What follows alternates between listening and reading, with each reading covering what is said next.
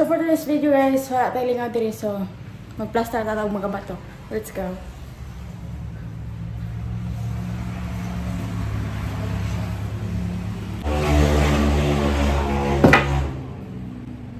So guys, mao niya mong plastaron na mga bato sa ano ni guys for CR ni siya. So mao na mong plastaron. I-plaster naman ni kay nag-undok ram ni siya. Sa mana. So guys, mao ni guys, likod ni sa balay, char lang. Isod pug kong sa phone. So mao ni ang sa likod sa ang balay diri maghimo og CR. Plastaron ni namo ang mga bato. Kauban ako akong Mother Earth. So, nagplaster na siya. Ang mao ning likod sa among balay guys, kanipaan. Mao ning kanipaan. Mao ni siya himuon og atop pod siya. Nipa. Nag-start na may file guys, file sa mga bato guys. So mani ako ba nako kung Mother. Kita ninyo guys sa likod nako. Miss mo nang gipanday sa akong kuya tangkalan na sa iyang manok. Da dyan yung gibutang sa likod. Char.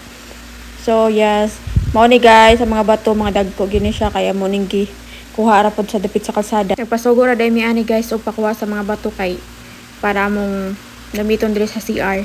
Tapos kami na nagplaster ni mama. So mao na guys kay dili na mo kaya og kamera naghakot ani pati man kung dagkuan ni ng mga bato. So yun, nagpasuhol rami sa nagpahakot rami ani mga bato para sa among CR.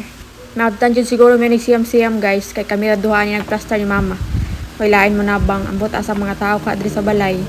Ang lakaw dyan sila, ambot busy kayo sila. So wala man mga lingaw ni mama diri so kami nalay nahinay nagplaster ani mga bato.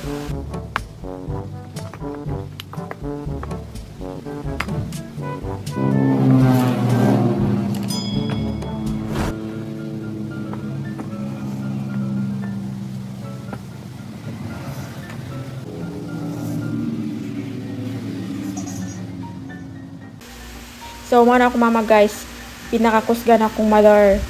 Kaya nga na siya, pero parting kusgana na kuya-buyag. Kusgan gihapon kayo, mahakot gihapon mga bato na parting dagkuwachar. Grabe gihapon niyang kugihana. Yeah, makita niyo guys. So, yeah, muna gihapon exercise daw diyan eh.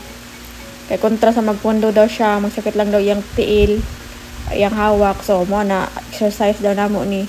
So, aman may mga lingaw karon na adlaw. So, mag-exercise may plaster ani mga bato para ma-plaster na pud ni.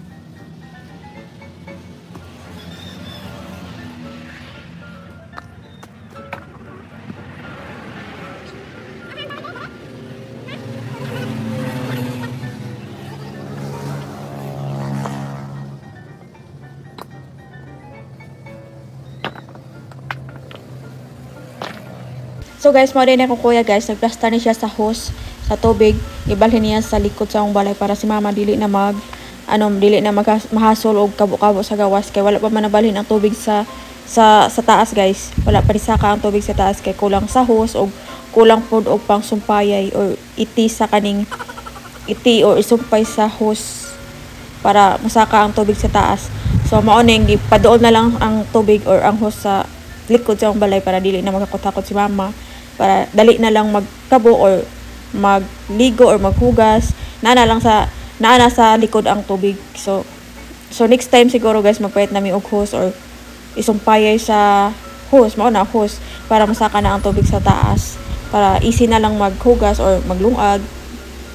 So mao na siya, mao na yung gitrabaho karon, nagplaster sa sa tubig or sa hose. So kami ni mama mao ni nagplaster pud mi sa guys sa bato. Yes. Nahinayan lang nila mo guys, hantay mahumara jud ni.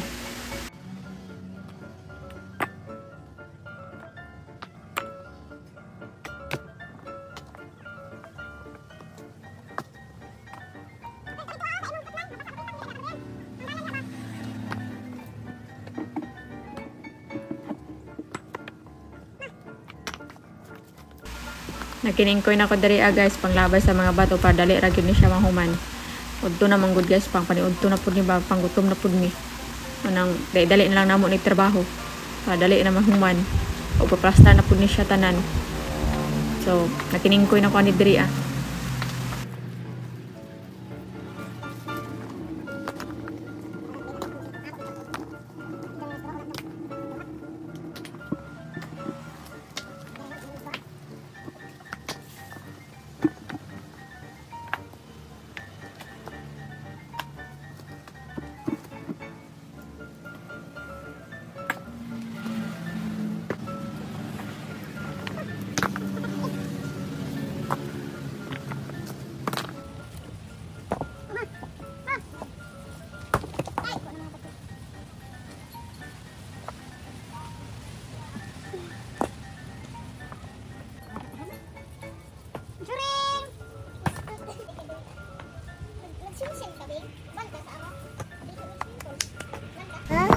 Wala niya ako pagumangkon guys.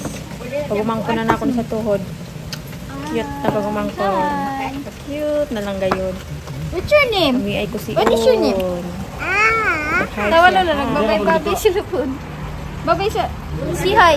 Si hi. Hi. Susungar man ako tanto.